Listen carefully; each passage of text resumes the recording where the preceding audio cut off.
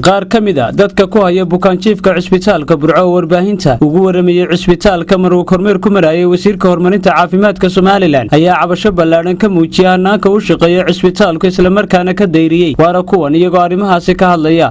waxba ma haysano waanu baqtiyaynaa dadkayagii waxaan ku yiri waa wada sakaraad waa wada shuban waa wada tiimbay waxaanu haysanaa ma jirto 20 kun waana laga furanayaa 5 kun waana laga furanayaa lacagti waata waxaanu haynaa ma jirto shiliishka waana laga iibiya maxaan ku dhahay tiimbay calaala dadkii wada haysta sambaar baa wada haya sida hanalo baajiifa bukaanka beeshinka waraysta beeshinka xabadda shiliishka waa laga iibiya dadka garafiska waa laga iibiya xabadda faleemada waa laga iibiya bukaanjiifka bajad bay ku leeyihiin reer Burco magaalada ku leeyihiin hala siiyo dadka waxoodi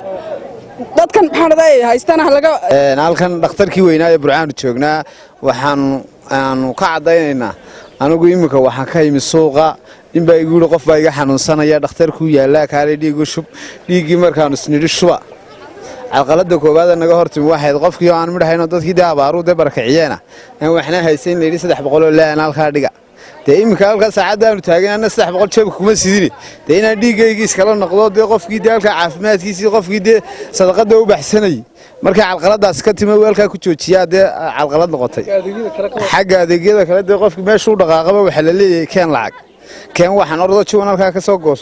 dawladda Soomaaliland iyo musabixiba waxaan u sheegnay madaxweynaha qaranka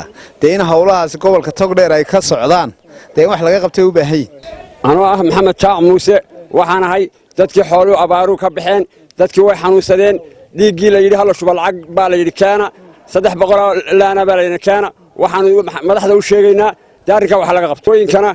lacag aanan haynba ayaa iyagana la yiri kaana tariiri waxa la yiri lacag kaana dawaka wasiirka waxaan baa u dirayaa hawsha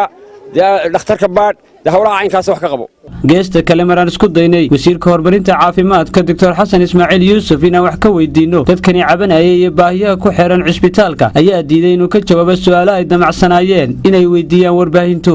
Khadar Cabdirasaaq Saleebaan muqbaahiyaha caalamiga Bulsha TV Burco.